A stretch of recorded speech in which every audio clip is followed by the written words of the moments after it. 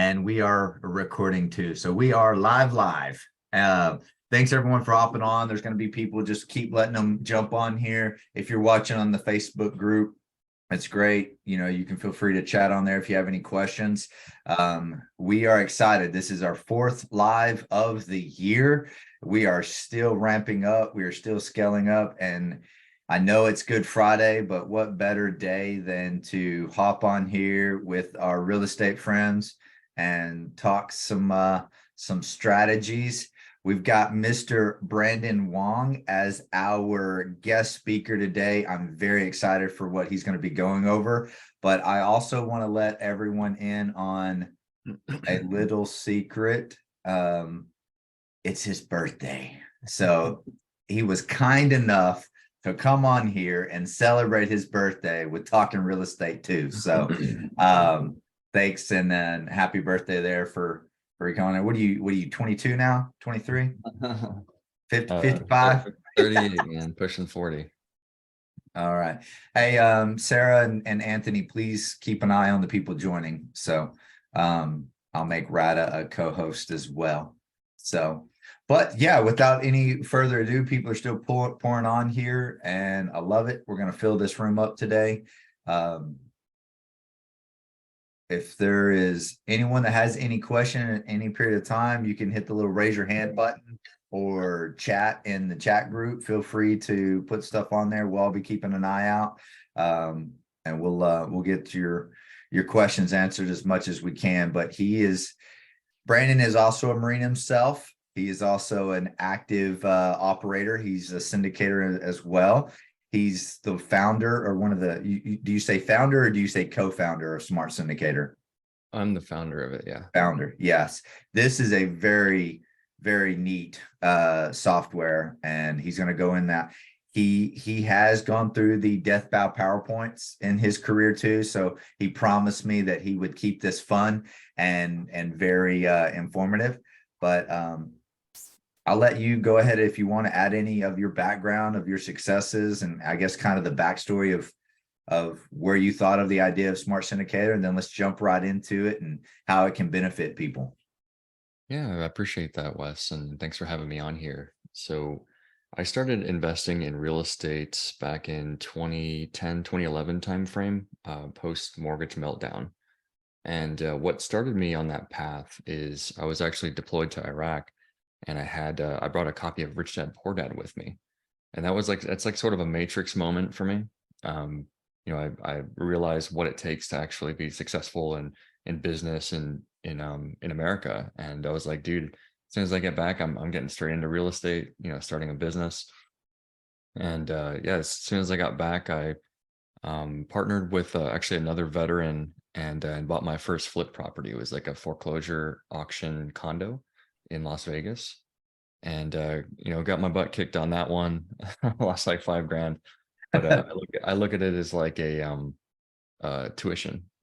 I learned so much on that first deal, and it was just the most important thing was taking that first step and being willing to take risks to be able to learn. And so from that point to about 2017, I partnered on about 70 deals that were note investments. So they were distressed paper. So we actually became the bank and bought the paper from the bank. And then we either restructured or did a deed in lieu of foreclosure or an actual foreclosure with the borrowers to either cash out of the deal or get title to the property and then fix it up and sell it. So I learned a lot about remote contractor management, hiring attorneys, building, executing on a business plan and that sort of thing.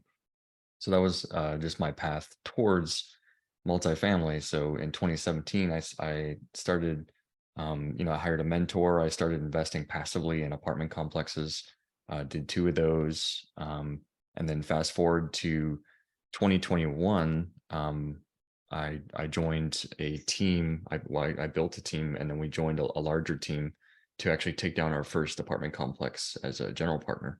And so that was 194 units. It was a $30 million acquisition in North Richland Hills.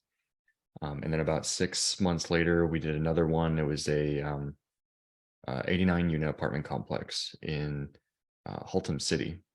And so we're in acquisition mode for our third one. now. And throughout that process, I experienced a lot of challenges with the capital raise. Like finding the deal wasn't hard, putting the business plan together wasn't hard, and the team together, not that difficult. But the capital raise, particularly in an environment where the news is blasting every day of just like bank failures and, the recession and things like that, that's something we have to contend with to when we're raising capital. We have to answer those questions and ease those fears about like how real estate is sort of a hedge against all of those things. And so part of the challenge we had was, getting over that hump, but also having a system in place to sort of filter out all of our people, our databases of investors, because you can sit there and call all day. Like there's people that are actually really good at that, just cold calling and, calling 1,000 people. But for me, not being, I guess, that great at sales and like being on the phone, I really needed a system to filter people out, to sort of qualify them, to get them ready to be able to invest in my deals. So we came up with a process, and this is actually a visualization of that process. I'm a very visual person, and very systems and process oriented. So I figured this would be the easiest way to kind of describe the process of raising capital the way that we do it. And this is asset class independent. So the process is almost identical, whether you're buying self-storage, apartment complexes, large portfolios of Airbnbs, anything that you're syndicating, that you're putting money together. This is a valid model for you.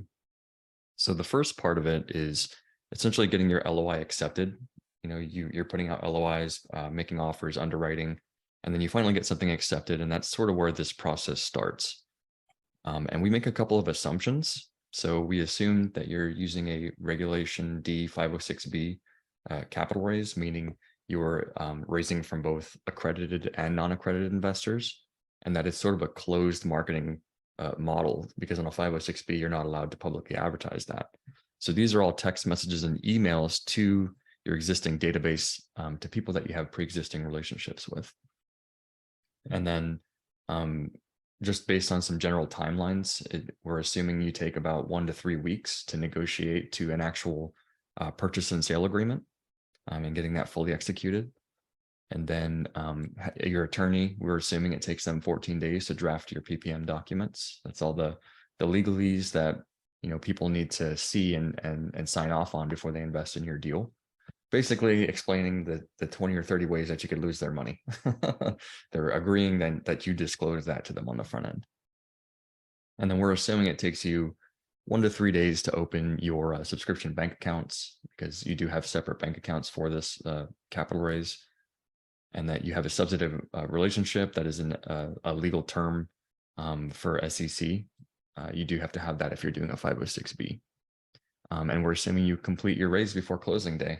That doesn't always happen. Sometimes you're still raising your CapEx and some of the other stuff after the fact.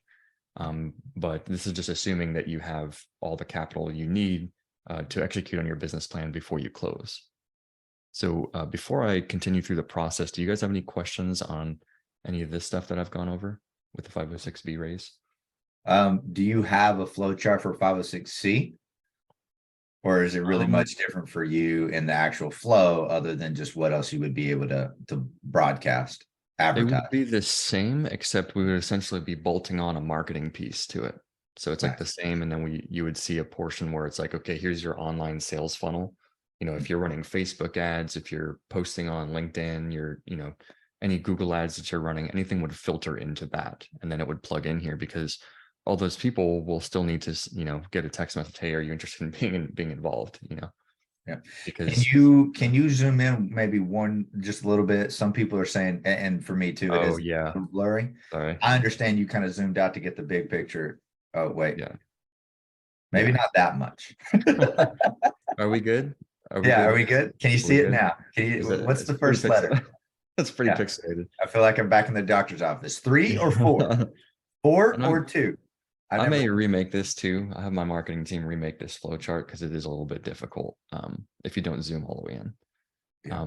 But so day 1, you get your LOI accepted. That day you are starting to develop your pitch deck.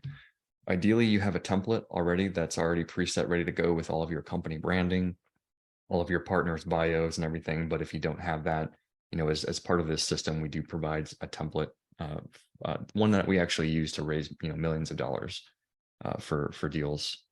And so you start that pitch deck, you retain your SEC attorney. At this point, you don't have an actual signed PSA yet, but you do want to have that attorney lined up and ready to go. And then once you have that accepted, you can essentially the same day send out your text blast and your email blast to your database. Like, hey, I have an LY accepted on a, I don't know how in the storage unit space, how you would describe it, like on, 300,000 square feet of storage space or 120 unit apartment complex. Are you interested in being involved? And it's literally that short, sweet text message. I see a lot of people that they'll take it and they'll just put all the details, all the projections, the business plan, all this stuff into this gigantic text chain. And you don't want to blast people with that as like the first thing. Number one, because it can overwhelm them. A lot of them don't really have the expertise to look at all that. And number two, you kind of want to gauge their interests first before you start giving them more information. And you want to be strategic with how you deliver that.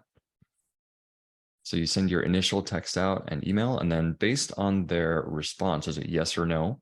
Sometimes it's, tell me more. Sometimes it's, I'm not in a position right now, but they're basically variations of a yes or a no. Are they interested?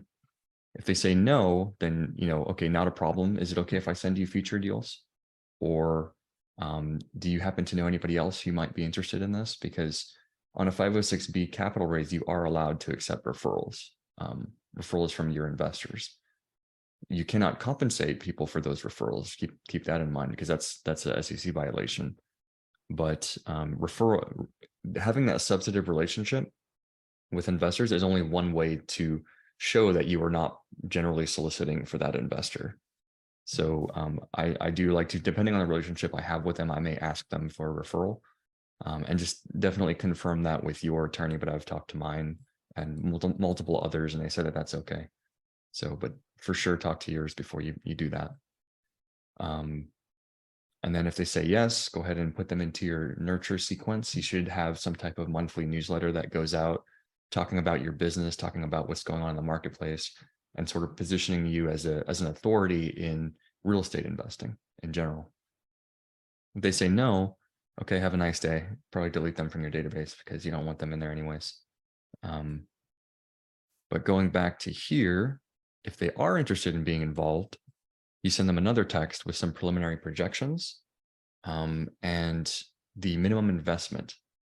And what that does is it positions them for the potential phone call that you're going to have with them. Like they have some of the initial details on what it is they're going to be talking about.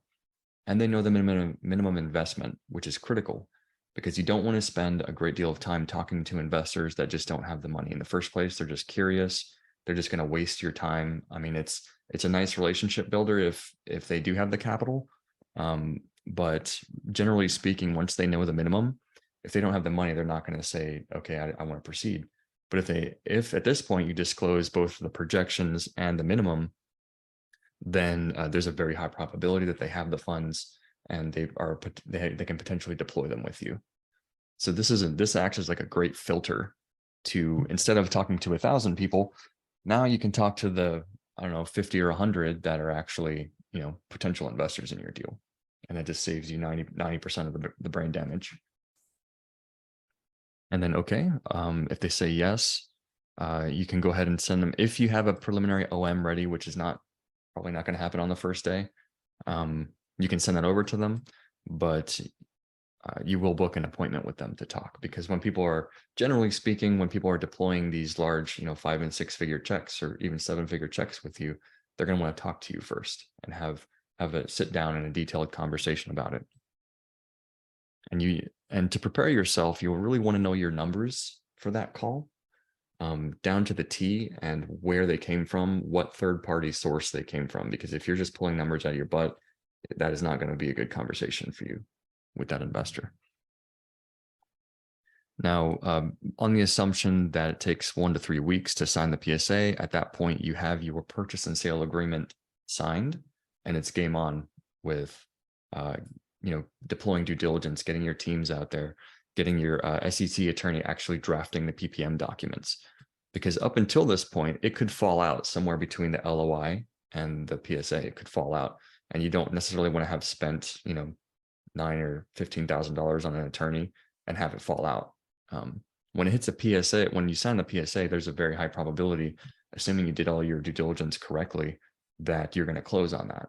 So that's when you hire your SEC attorney, you start finalizing your pitch deck, and scheduling a webinar if that's how you like to do it. I see probably 90% of syndicators have some type of webinar where they're going to get all the investors from everyone's database together onto a call just like this one, and talk about the deal, and answer questions, and just get everything moving forward. So one of my recommendations with that is that you get together with your GP team and you record that ahead of time. You do a couple of practice dry runs, and then you record a very polished, perfected version of it, because you'll get nervous.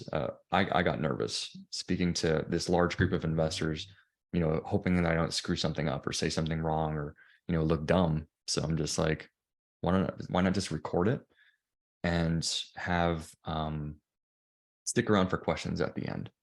Just make sure that you have the capacity to answer the questions. Like I said earlier, you have to really know your numbers and be prepared for that. Yeah, I really like the idea of recording. If I can interject right there, you've thrown out a lot of good golden nuggets for anyone that has not done this before. I want to really highlight the flow, because this is a logistical game plan. This is really what this is. So that way, by the time you need something, you've already started it in the time, however many days or whatever you've given that lead time. So it's there in your hands, not just for you, but for your investors when you're there at that chapter in your process. So I really love this flow chart. But what you just said about recording a webinar, I think that's something that I might actually start doing. I've noticed people get nervous on live. I've done several different co-sponsorings, and they know their stuff. You're talking to them just like when it's not on the, it's not, the clock's not on. It's no big deal. They can tell you everything. They're really good. The second you hit record or go live, I don't know what it is. It's like stage fright just kicks in, and they're like, we all get it. and I'm like, oh man, what happened? You just froze up. But another reason I would say there too, though, is because a lot of people, after your live recording, they want a recording of it. So if your marketing person already has a recording that they can go in and be editing, that takes time too. So having that recording prior to the live, it benefits more than just the people actually doing it. I think it benefits your marketing and being able to ready for that next phase. But yeah, sorry, I just want to jump in there because you had thrown in a lot of good, golden nuggets up to this point. So please continue. Yeah, and it's totally normal to get a stage fright for people, and I've seen some hardcore people where like it's almost like the Marine that's like a hard charger in barracks life, but when you go to a war zone, they're like, they're like, you know what I mean? They freak out. So it's I was actually, when I went through recruiting duty, the first week is just onboarding, all of that stuff, and they started to teach you the basics, and then they go right into public speaking, because more people drop out of the public speaking aspect. And one of my barracks mate there, he was not just I'm a sniper, but no, actually sit there. We talked about his deployments. I mean, this dude is a no shit sniper. Talk to you just normal. The very first time he got in front of our class and started teaching, dude immediately developed a stuttering problem immediately. And I was like, oh, wow. It was sad. Like, people are like, send me back to war. Don't put me in front of another. Yeah, it's funny. Yep. It happens, man. But so by pre-recording it, you will decompress all of that stress and you'll be fine. So you get that recorded. All you have to do on the actual webinar is push play and then stick around for questions at the end. And just let people know, like, hey, we're gonna, please, if you have any questions along the way, if they're not, write them down. And if they're not answered during the presentation, then we'll go ahead and take care of that at the end. And so at this point, you're in that that first 1 to 2 weeks after you've got a signed PSA, and you're doing your due diligence. It's already completed at this point when you're, putting the webinar together, because you really want to dial in your CapEx budget. And you can only guess and assume so much until you actually get your contractors out there and they start giving you bids for stuff. And then you can really dial it in. And that's when you can finalize your pitch deck and then go ahead and record that. And you'll get, more accurate quotes from your insurance, your lender, et cetera. And then at this point, your PPM is ready, because we're at the end of the 2 weeks, and your your offering memorandum and operating agreement are ready.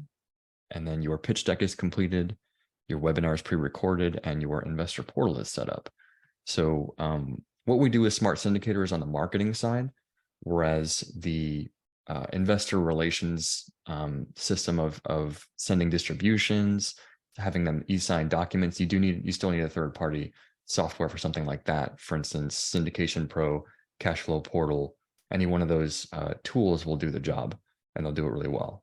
So you want to have all that set up. It does take a little bit of time and effort to put that together, and you don't want to do that when you're trying to raise money. You want to have it ready to go, because you don't want to actually hold the webinar until you can actually accept wires. And the reason for that is because there'll be a cool off period. You'll have a bunch of people super excited on the webinar, and if they're not ready to accept their capital, they'll find time every day that passes is more time for them to second guess themselves, to back out, to just not, to lose interest, or to have, talk to somebody else about the market, or look at another deal. They might be looking at another deal while they're looking at your deal, and they might, you took too long, so they went with the other one. So you really want to have your stuff together and ready to fire as soon as you have the webinar. And then after the webinar, you are sending a follow-up email. I'm sorry, I skipped a step. So you have your investor portal set up. You want to have your bank accounts open. That could take 1 to 3 business days, because sometimes Chase I use Chase for almost everything, and they will screw up your paperwork if your GPs are in different states, because you have to sign a special form. It's called a member not present form. I have yet to have them not screw that up. So I actually got a guy, Brandon, not to cut you off here, but I've got a guy that saved me, because I got tired of that. Everyone's having to run, find their local branch, go into the branch, do that. He's a relationship manager. I'm actually going to bring him on here too, to talk about his services, but he's like the Jedis of the Chase. He can do everything remote. I have not had to go to a Chase bank to do hardly anything. Yeah. If I got a hold of him, he can do everything. And just all you do is you're just scanning it, sending it to the next person. They print it off, sign it right there at their home, scan it, send it to the next person. So they're actually in the process of doing the DocuSign finally. But yes, no, you're exactly right. That setting up that bank is a process. It could be, and it shouldn't be, but it is. So so you need to factor that into your timeline. So by somewhere between weeks 3 and 4, you have your bank accounts open, all your marketing materials are ready to go. You hold your webinar, and then you start to really step up your outreach. Once they watch the webinar, you're going to send immediately after that webinar, you're going to send them the registration link to get into your Cashflow portal, your Syndication Pro, and then you're going to send them the OM, so a copy of the deck that you just presented to them, so that they can look more deeply into that. After that, you're sending multiple follow-up emails. So like, hey, they're approaching from different angles. This is why we love the team, that we've put together. This is why we love the deal. This is why we love the market. So you can talk about things from different angles, because there are different things that are important to different people. And by coming at it from different angles, here's our plan to help the tenants, to improve the lives of the tenants. A lot of people want to hear a story behind that. What are you doing? They have other deals they can invest their money in. What makes yours special? And one of the things that I like to do that helps us stand out a little bit is we will implement what's called a tenant appreciation program, where every month we'll do something special for the tenants.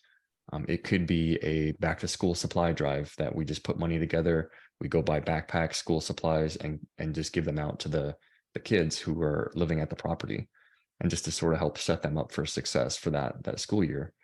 and we can bring Santa Claus in, we could bring the Easter Bunny, we could bring pizza, we could have grab and go breakfast in the morning, like grab a taco. It's, you know, it's Taco Tuesday, grab one on the way out, and just little things like that will help.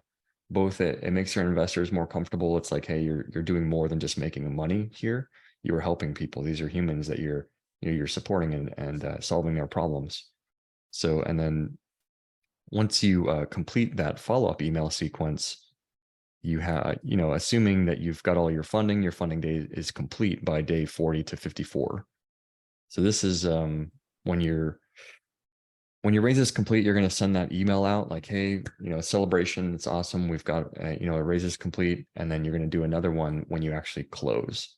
So you close somewhere between 67 and 81, or day 67 and 81, assuming you didn't have any major hiccups or need any extensions or anything like that. And then you send that email out.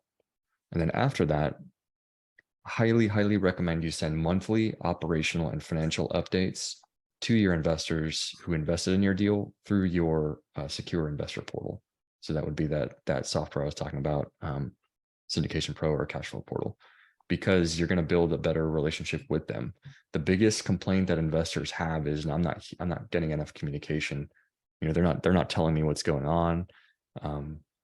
And so that's a way you can set yourself apart from other syndicators, is that you got your stuff together. You are sending both your financial and operational updates, and not just sending the financials, but also your understanding and your interpretation of what's going on and how that's affecting the financials. So you take it a step further, not just here's a P&L and balance sheet, go figure it out. Be like, hey, we renovated X amount of units this month, or we added this amount of units this month. This is what it did to the bottom line. And we're planning on doing this many more. We're going to implement property-wide Wi-Fi. It's going to have this impact and that sort of thing. So that is a complete 506B process from the top down, both from the operational standpoint and the marketing standpoint, because those two need to be in unison. They need to be in sequence. So I hope that helped you guys better understand that process. And let me know what questions do you guys have. Yeah, so I really thanks for that. That's really good. So we've done a good series here. If anyone goes back and watch, we started off with like the CPA, the tax, getting your own stuff structured correctly, and then we jumped into an SEC attorney coming on and advising when should you engage with them. And then last month we had our brokers talking about their flow, talking about when should you engage with them. And now here we are. It's honestly like we're going in order of the process. Now that you know, you've got your supportive staff, you know what you're looking for. Now it's time to get it done, right? Get it closed. And a big part of that is capital raising. As you said, you know, I would wholeheartedly agree with you. The hardest part of closing on a syndication is the capital raising. You know, whether you're working with other co-sponsors or just working within your internal team, having a system, having a flow, having a, like you have here, a game plan. I mean, that's what this really is.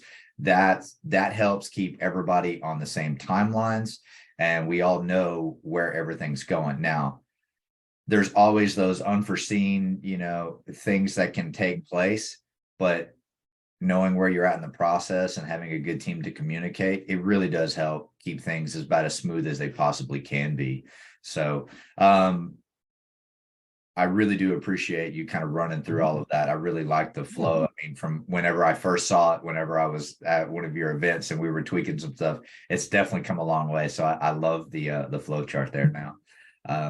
Does anyone have any questions before we kind of move forward and cover anything else? I've got a few of my own, but I don't want to steal all of it. And I didn't mention this, but this is actually Wesley's piece he added to it, is that if you're doing a heavy value add, you're going to be careful with those projections on the front end because they could fluctuate wildly based on your due diligence. So just be very conservative with those projections and underestimate them to the investors. That way, very much. And that's why we even started saying targeted returns in the beginning, rather than, if you go look at our postings right now, we got a 506C out there.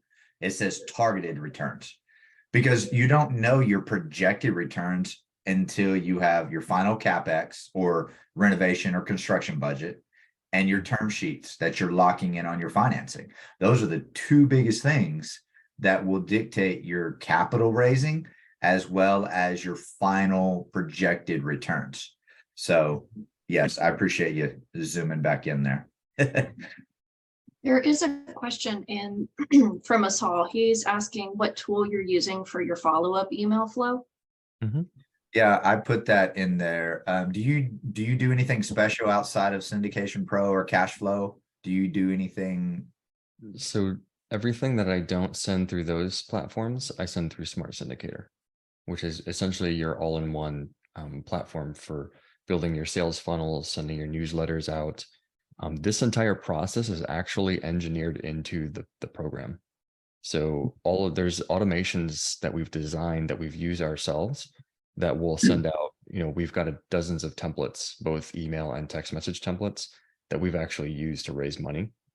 And other syndicators on the platform have used to raise millions of dollars. So it's all of what you see here is sort of built in by design to Smart Syndicator. And that is what sets it apart from MailChimp or ActiveCampaign. All those tools are designed for the masses. They're designed for all companies. Ours is specifically engineered for syndicators who are trying to raise money. And we do a weekly mastermind in support of this. So we have all the syndicators on the platform are invited to that. And we talk about different topics like branding, developing a newsletter sequence. We provide a newsletter sequence that you can essentially copy and it's plug and play, just copy and paste it and then modify it yourself, however you want your business to be presented in that. And then same thing with the action when you have a deal under contract. So there's essentially two different funnels that you have. You have one while you're under contract, and you have one that's in between deals that's always running. And that's the one that's educating people. It's building your authority with them. There's a social media posting tool built into the platform to where you can actually use AI to generate the content. It's powered by ChatGPT, and then you can do social media posts on a schedule. So all of those things are designed to raise capital before you need to raise capital, if that makes sense. You should always be raising, not just when you have a deal. Your investors should not just hear from you when you need money. They should be getting educational material from you, and phone calls from time to time, how you doing, how's the family. That's a very important part of the process. Too many people just want to start raising money right here, and that's almost too late to, you know what I mean? When on my first deal, this is kind of how it went. I didn't have an educational sequence. I didn't have a thought leadership platform. And I just sort of reached out to everybody. I was like, hey, are you interested in being involved? So I put in there in the chat, the mailbox power. It's not the same as sending a brochure or a pamphlet that like Brandon's talking about the syndicate. It's a different step. Once your contacts are in there, you can set up automatic mailing list, and you can create your own cards. There's 3x5s, 5x8s. You can type your own personal stuff on there. And there's also little gifts that you can also send on a regular basis. And the pricing is not bad at all. But it's just one step further, not to worry. And it's not the technical parts of the business. It's a more personal follow-up. Yeah. I will add, so as most people know, I'm the one that does a lot of the marketing for Military Patriots Investment Group. I don't like playing with the numbers. That's not what gets my juices flowing in the morning. That is what gets Wesley's. And that's why we make a good team, is because he does all the stuff that terrifies me, which is spreadsheets and underwriting and scary stuff. I just get to take all that information and make it into a beautiful package that attracts investors. And I love Smart Syndicator. The ability to have one enclosed unit where I'm doing my pitch decks, where I'm doing my marketing emails, where I'm keeping all of my investors with their text messages, and I can track their flow, and I can really get KPIs on the back end to see what's converting, what's not converting. How can I adjust my message to really reach the people that I need to reach and give them the information that they need? This is a freaking amazing tool. And I'm grateful to Brandon for creating it, because he really took the time to consider what our niche is. We are not looking to just ask people for money. We want to bring them into our culture, bring them into this kind of little ecosystem that we have going, because I don't want to ask an investor for money once. I want them to be a lifetime investor into our company, into what we're doing and what we're building. It's mutually beneficial. They get the benefit of the money, we get the benefit of the money, and we all grow together. And on that marketing side, if you don't have a team and you're sitting there going, hey, I have a deal, but I don't know how to dispo, I don't know how to get those people engaged into my process, this is amazing. It's MailChimp, Active Campaign are a pain in the butt. I can say that from experience because I've used all these platforms and they are lacking. And they require a huge learning curve. In the little bit of a sneak peek that Brandon was kind enough to give me and Wesley, I'm telling you, I was blown away. This will be what we are going to integrate into our company very soon. So this is something we wouldn't pitch it if we didn't truly believe in it. Yeah. Yeah. I have not brought on a guest yet that I do not use their service or intend to use their service or have not, have known them. I don't want people on here that are just, selling garbage. I hate to say it that way, but the hardest part about getting into real estate investing, and Brandon back me up here or call me out if I'm lying. The hardest part about getting into real estate investing, in my opinion, is knowing who is just selling you versus who is mentoring you, who has actually got the good intentions in mind when they're giving you some some direction, or if they're just trying to sell you on something because they benefit from the profit. That was the hardest thing that I saw. It's like, okay, well, everyone's telling me to buy this course or to buy that software or just go to this event or just, oh, this is what you need. But I would say, for Brandon's sake and everything that I've seen him come together, this is a tool that is specifically built. He could have just kept this to himself and just ran with it. But the fact that he's opening it up to other people, I'm very thankful for that. But yes, we will definitely be working with Brandon on getting our Smart Syndicator to start our own capital raising. For those of y'all that are just getting started out, like Brandon said, before you start your first deal is when you need to start raising. But having the information, having some credibility is a good point. So knowing where to start is oftentimes figuring out what you're looking for, finding a good deal and then partnering with other people that have been there, do rate caps. That's how I started. The very first deal, I realized very fast, oh, shoot, I haven't been building up an investor pool or any of that. I haven't been just constantly raising on my agenda. I thought, oh, I had to have a deal to raise. And that's so wrong. But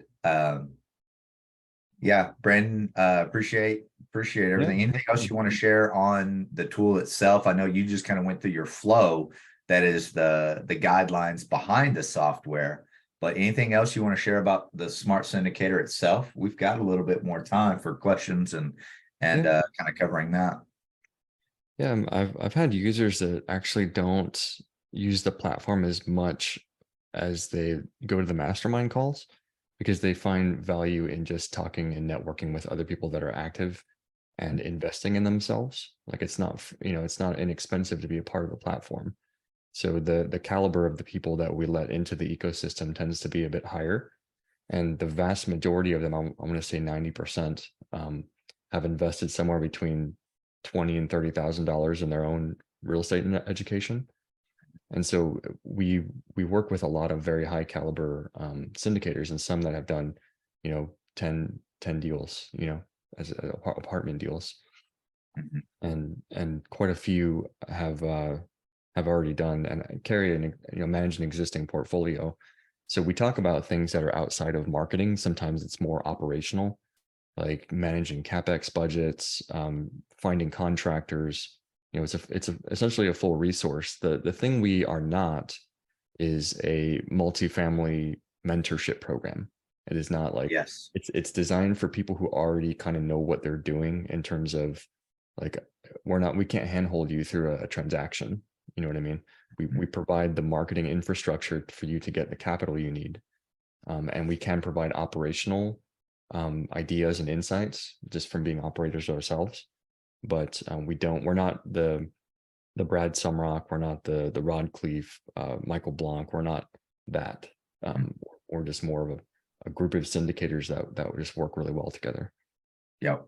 No, and I really admire that too. I mean, you're providing, there's not a lot of tools that provide help. You know, there's the Syndication Pro that provides for that, but this is actually something, it's like putting a turbo on a motor that's already finely tuned. I mean, this is what will advance where you're already at. So that's what I was saying. If you're just getting started out, this is a great opportunity to help you, but you want to have some basic fundamentals already established. You want to show up to the free networking events like this one and others that are out there. If you so choose to pay for mentoring, then, you know, there's a lot of great ones out there. There's also a lot of bad ones out there.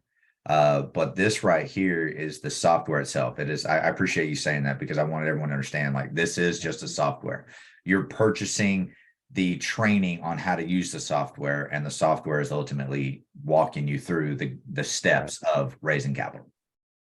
And we'll bring subject matter experts in on the mastermind calls. Like, we have this girl, Keely Hubbard, who is a like master sales trainer. So we have like Keely's Corner once a quarter, where she comes in and she'll do a training session with everybody on the mastermind call. And we record all of them. So there's probably like 20 or 30 of them in there. And so there is a growing library of videos that you can watch that can help get you acclimated with all of these processes, and LinkedIn marketing, Facebook ads. We just a couple weeks ago did one on, you know, running a Facebook ad to find accredited investors. So it's a full suite of training, just not on the acquisition side. You know, Yeah, feel free to share us the link to that, and I would love to include it in our post on this. We are recording this, and we will share it into the group, but would love to. So anyone that's asked, I know some people wanted more information. We will provide a link to how to get to this software and get a meeting with Smart Syndicator, as well as if you want to go ahead and send that over, Brandon, to the link to your mastermind. Would love to include that as well. I'm probably going to start jumping in there after our conversation yesterday about the last interview that you had on there. That was very interesting. But we did get a question that came in on the Facebook Live side. So I'm just going to read it as it was written. Any thoughts on these types of transactions with syndications on blockchain? Do you know if these sequence varies significantly? I know people are starting to play with these concepts with exclusive member groups in that format, just thinking out loud. So I have heard of the tokenization process. I know a lot of Reg A's that are doing that, Reg D's that are doing that. But I will be honest, blockchain is a new concept for me, and I'm still trying to, you know, figure out what all that with the financial crisis, with the USD, and, you know, kind of more things going more digital. Blockchain might be that thing that we got to move towards and be okay to understand. So, I mean, but I guess for you, Brandon, what would you feel like? Have you put any thought into how to modify this sequence to, if you do go blockchain route instead of? Yeah, there is. It actually wouldn't change anything except for the link that you send out to your investors to register. From our perspective, it doesn't really change anything. From a compliance standpoint, you still need to comply with all of the same rules. Like Mauricio Raould, who's a SEC attorney, he said basically all the infrastructure is already there to support it from a legal standpoint. Like the whole allure to doing it with blockchain is that it essentially becomes a security that there's liquidity, you know, after that cooling off period of a year or so, however long you have to hold that initial private security, you can resell that to somebody else and get, you know, cash out even before the deal closes. And that new person that bought it now has that security interest as an LP in the deal. The challenge becomes, how do you track that? And then where's the market for that? I don't believe it's mature enough to where you can turn around and sell that coin, that PPM coin or whatever you were issued in when it was minted. Where's the secondary market for that? So from a technical standpoint, it's all possible, and I believe it's been done. People have actually raised capital on a blockchain, But in terms of the benefit of having that post-closing liquidity, to go turn around and resell that, I don't know that a market exists for that yet. I know I know a few people that are working on it. This guy, he's been in real estate and the financing world for about 45 years. He used to work with Sam Zell and his team. He does a lot. He's done several multi-billion-dollar REIT mergers. And I mean, so to get to sit down and just pick his brain and talk with him, that's where he's at. That's what he's focusing on for launching a Reg A tokenization, doing all the blockchain, all that, and creating the so on. Like you said, where do you trade that? Where was that? You know, they're working on that, so that it could be like a syndication pro that tracks your investment just for your deals, but a domain, so to speak, or a portal where you can openly trade your shares across multiple deals as you want to liquidate out your equity. So that's probably going to take probably another, I would say, a few years. Decade. That's mainstream, but yeah. So I mean, but yeah, you're right. I mean, I guess the only thing would be different is where you're sending them to invest, to send their money. That's all. Yeah, but the flow itself would be the same because it's more of identical market. Yeah, it's a marketing and logistics flow is really what it is. So the only other thing that comes to mind with blockchain is like the vast majority of investors that invest in real estate are kind of older people, and older people are a little bit less likely to adopt blockchain technology, at least at this point. It might need more time to mature. So at this point in time, it sort of narrows the pool of people you could potentially raise from, because if people don't trust blockchain or they don't understand it, they're not going to invest through it. And so maybe a hybrid model, I don't know, I haven't talked to an attorney about it, but if there's like, if you want the coin, go here. If you want the traditional route, go here for the same deal. Yeah, where you have like two share types almost. You can't just flip the switch on people and be like, go buy it on blockchain now. They're just not going to happen, unless you're raising in Silicon Valley and all the people understand blockchain. I think that's exactly what I said to one of my team members this past week. What about the blockchain? What about that? And I said the exact same thing. You got to understand your demographic, your avatar of your investor. You're exactly right. It's old people. It's older. Yeah, it's people 40s and up. They're the ones with the money, essentially. Obviously there's exceptions to that, but it's not the norm. Or if you're dealing with like an institutional level or a fund manager or a family office manager, that is the younger guy that is more, open to that is in control of the money, that everyone else just trusts him to do that or them to do that, then yeah.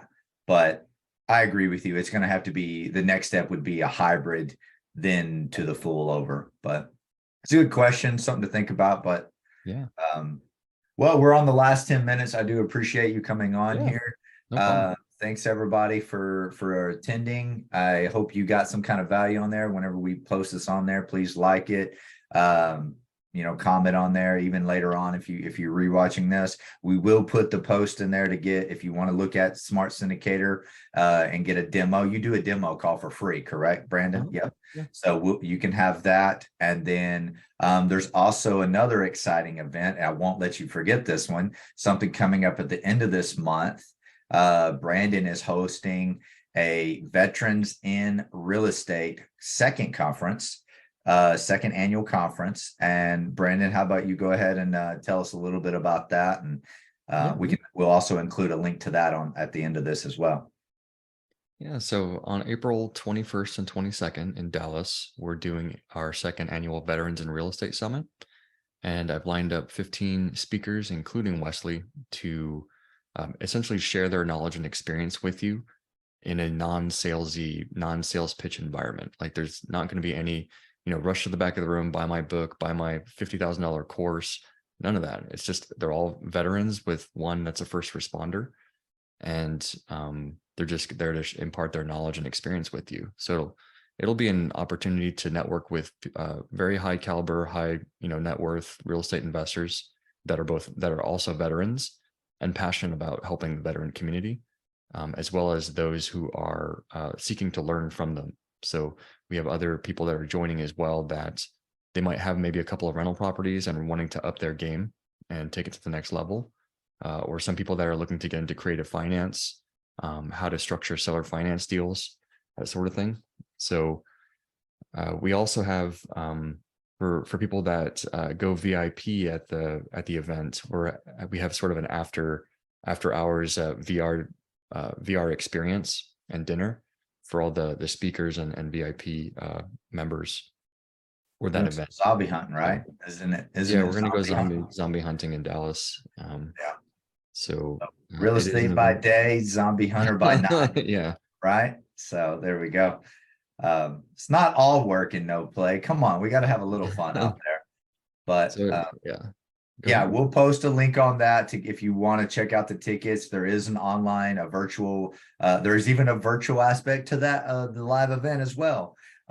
So whether you want to actually show up, network, shake hands, see people face to face, or you like the live, that's more of your style. Traveling is not, in the cards for you at the moment. There is that option there. We will be posting that. It's in the chat now, but we'll also put up some stuff later on as we post this recording, so it'll be there as well. And yeah, I hope to see y'all out there. Is there anything else, Brandon, that we were going to cover today? I think that was it, right? No, I just had a ClickUp template that I had put together, but I don't want to put anybody to sleep on that. It's just essentially the same thing, but it's like 120 point checklist of these are all the things you need to check off during due diligence and all the process, and it puts it together in like a little Gantt chart. So you can see over time who's responsible for what and when these things need to be accomplished.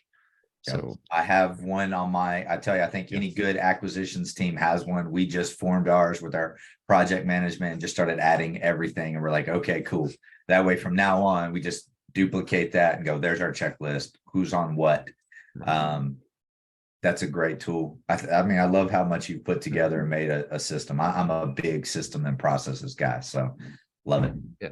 And if anybody wants to attend a free mastermind, we offer a complimentary admission to one of those for Smart Syndicator. If you'd like to just check out the ecosystem, just hit up Wes after or me. I'll put my contact info in the Facebook post, and then we'll go from there. Be great. All right. Well, any last questions before we log off and call it a day? Let Brandon go get some birthday cake.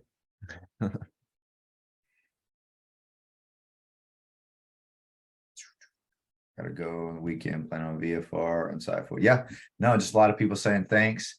Sarah, do we know who's coming on next month?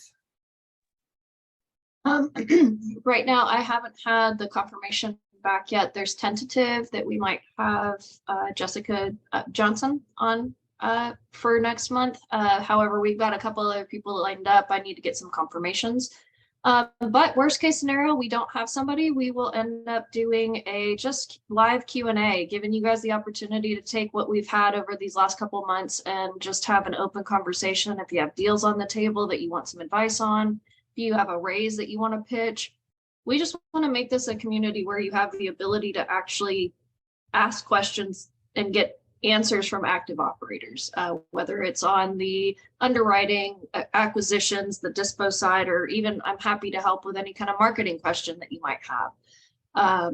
We just want that to be this ecosystem. We want you to feel free to actually speak and ask questions and engage. Yeah.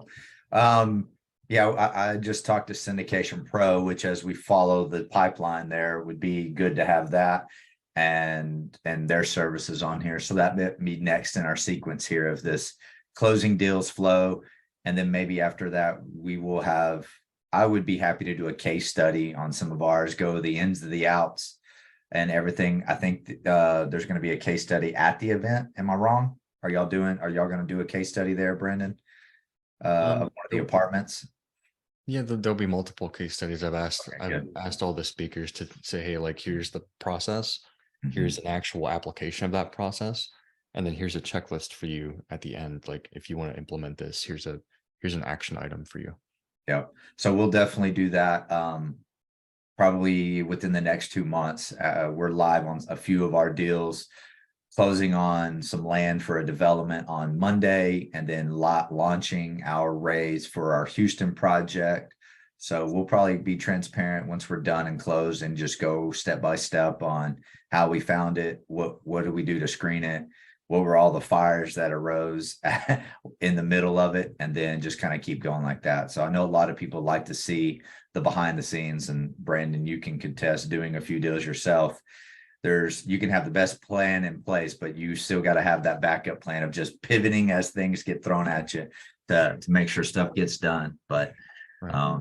yeah, thanks for your time. Thanks for all your insight here and all the stuff you shared.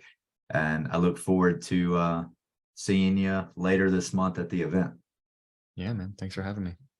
All right. Thanks everyone for logging on, and we'll have a good one. Everyone have a good weekend, good Easter, and let's get back to rocking and rolling on deals. All right. Bye now.